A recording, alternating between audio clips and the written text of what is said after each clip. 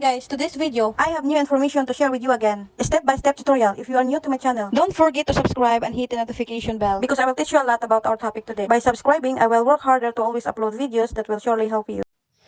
Hi ka-diskarte! To this video nga pala, ipapakita ko nga sa inyo kung paano nga ba mag-withdraw sa Magic Words app. May nag-comment nga kasi sa unang video ko na hindi nga raw siya naka-withdraw sa Magic Words app. Siguro nga ay hindi niya alam kung paano mag-withdraw dito. So ngayon, bago tayo mag-start ay please paki-subscribe ang aking channel at pindutin mo na rin ang bell button para kung may bago akong video na i-upload ay lagi kang updated sa channel ko. Okay, now sa mga hindi pa alam kung ano nga ba ang app na ito nga pala ay isang earning app na kung saan ay maglalaro ka lang ng puzzle ay pwede ka nang kumita rito. Kung papansinin nyo ay meron na nga akong na-earn dito na $1. Kung i-convert mo ito into piso ay nasa 50 pesos na siya.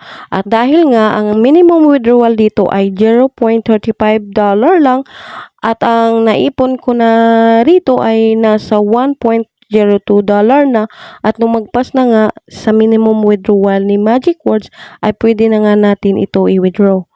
I-click na nga lang natin itong withdraw.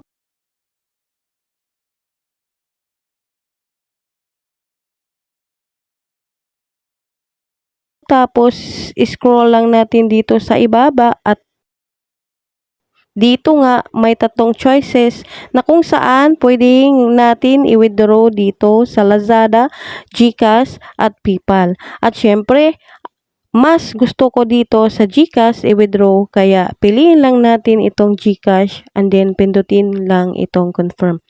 Tapos dito ay ilagay mo lang ang iyong GCash number, pagkatapos ay ang iyong name ng iyong GCash.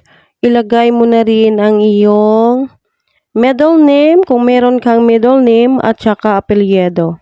Next ay i-type mo na ang iyong earnings amount. Dahil dito sa akin, ilagay ko lang dito ay 0.02. Tapos, i-click mo lang itong verify, tapos i-confirm mo na. And after ilang seconds ay na-receive ko na nga ang earnings ko papuntang GCash wallet. So, ganoon lang siya kadali mag-cash out sa Magic Words mga kadiskarte. So, yun lang mga kadiskarte. Thanks for watching.